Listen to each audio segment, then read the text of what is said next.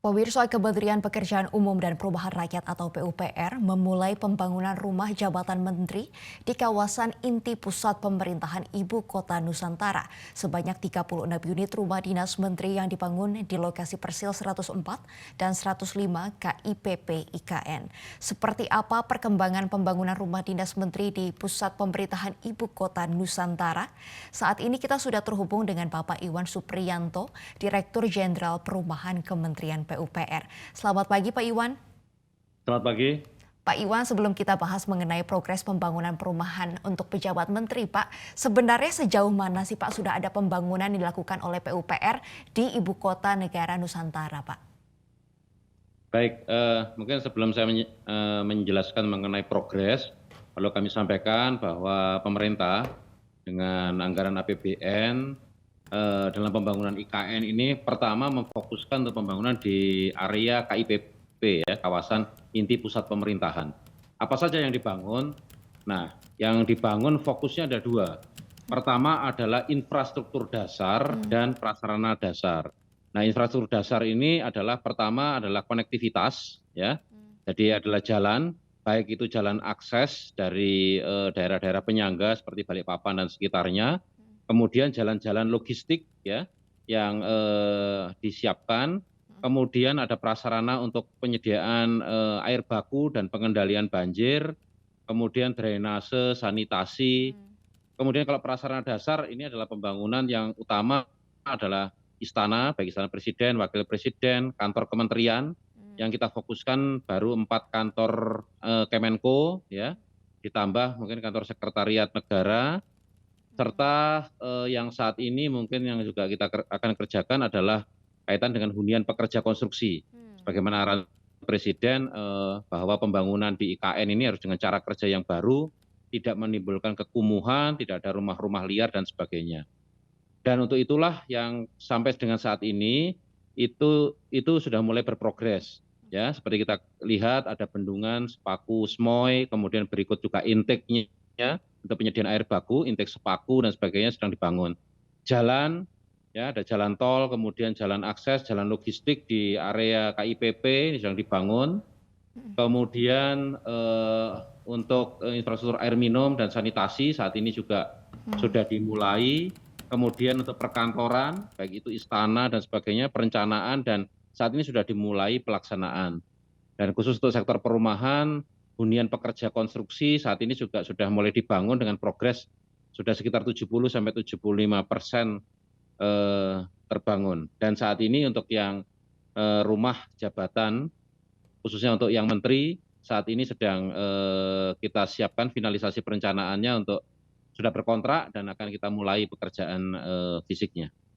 Kapan Pak targetnya perumahan bagi para menteri ini akan mulai dibangun, dan tadi juga dikatakan sedang mencari jasa siapa nih yang untuk bekerja sama untuk membangunnya. Ini apakah sudah ada Pak kontraktor yang akan membangunnya? Jadi untuk rumah jabatan menteri ini kami lakukan dengan metode tender ya. Jadi sudah ada penyedia jasanya, seminggu yang lalu sudah berkontrak begitu, dan karena kontraknya ini menggunakan kontrak design and build, jadi yang kami tawarkan kemarin adalah basic desainnya, kemudian saat ini sedang proses desain. Nah, kita harapkan di awal Januari kita sudah bisa memulai pekerjaannya gitu ya. Jadi desain nanti kita mintakan approval dari Pak Menteri PUPR dan tentunya mendapat arahan dari Bapak Presiden, karena ini juga fasilitas yang strategis begitu, yang nanti kemudian kita mulai laksanakan insya Allah di awal 2023 sudah kita mulai dengan target penyelesaian tentunya di pertengahan tahun 2024 ya. Baik, Pak Iwan, berarti saat ini sedang proses tahap desain untuk perumahan para menteri, Pak. Finalisasi desain. Finalisasi desain. Dan harapannya bisa mulai dikerjakan di awal tahun 2023 dengan target penyelesaian di pertengahan tahun 2024.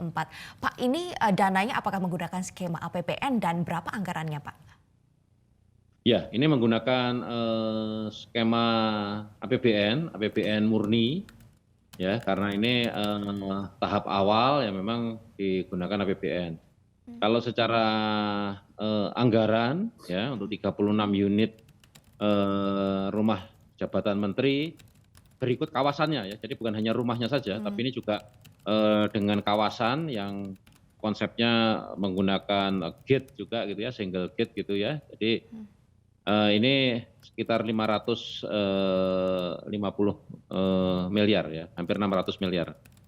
Baik, Pak, kalau kita lihat kemarin ada beberapa media asing Pak yang menyoroti proyek IKN dianggap berantakan Pak. Nah ini bagaimana sebenarnya tanggapan Anda sebagai pelaku yang sudah mulai melakukan konstruksi dan juga pembangunan IKN ini bagaimana tanggapan Bapak? Ya, jadi kalau beberapa pihak menganggap ini berantakan, ya begini, pertama tentunya ini kan kita memulai pekerjaan ya. Kalau bahasa Jawanya itu mungkin dikenal dengan istilah babat alas gitu ya. Jadi mungkin itu kelihatan berantakan.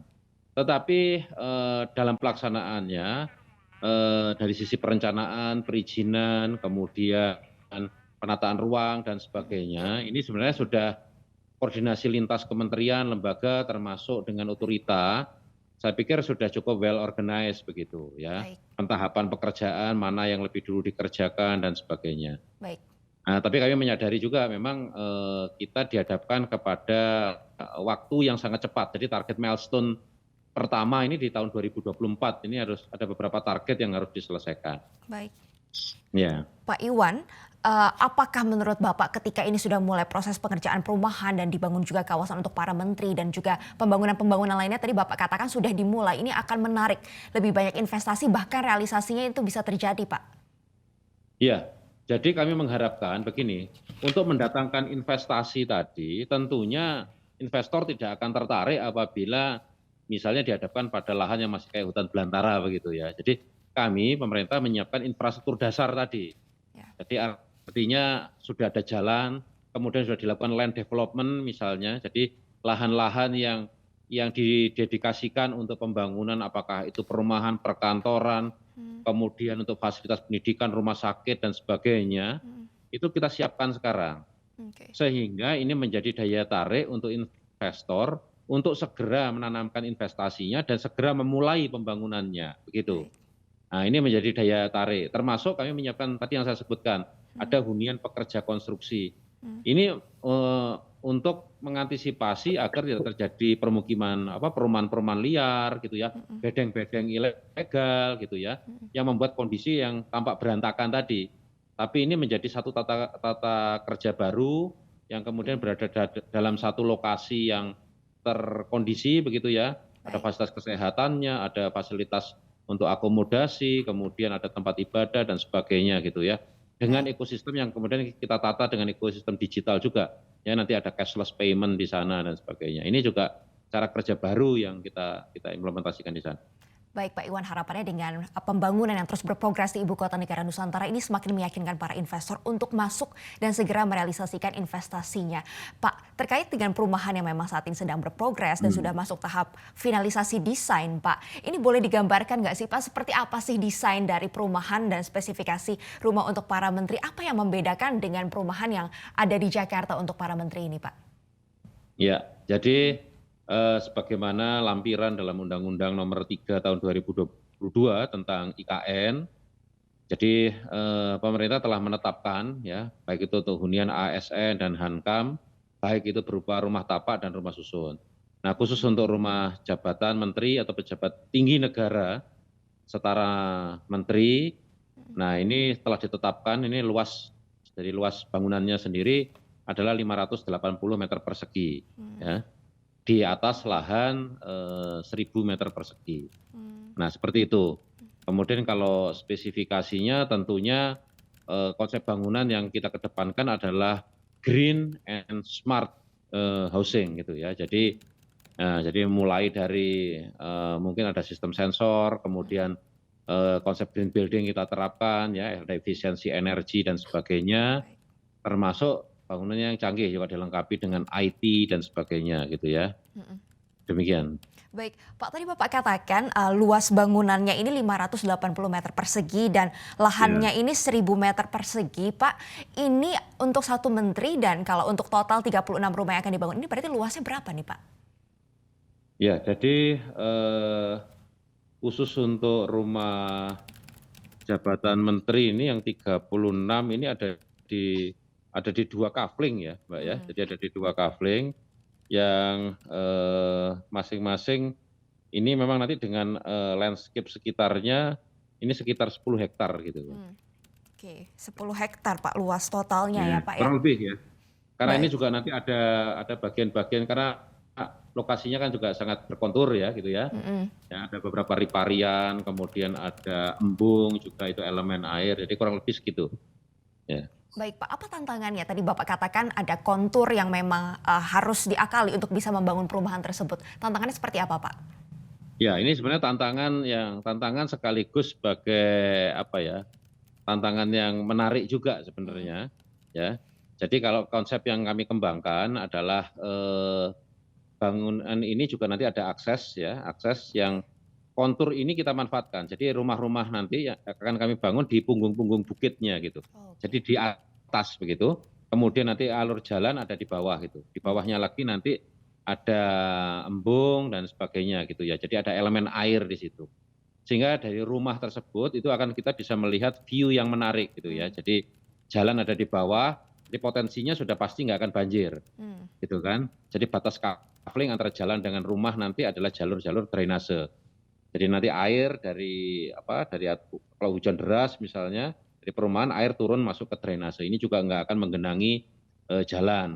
Kemudian itu Baik. disalurkan nanti ke bawah, nanti ke daerah embung. Embung ini juga satu untuk cadangan, apa, pengendalian banjir, yang kedua juga cadangan air yang kita bisa olah dengan treatment tertentu, dan Mmm. yang ketiga ini menjadi elemen estetika di kawasan Oh. tersebut gitu ya. Mmm. Di kawasan tersebut juga ada zona-zona rekreasional begitu ya, yang kita bisa bisa manfaatkan gitu. Ada teman bermain anak, kemudian ada taman-taman yang dilengkapi dengan tadi ada kolam-kolam seperti itu gitu.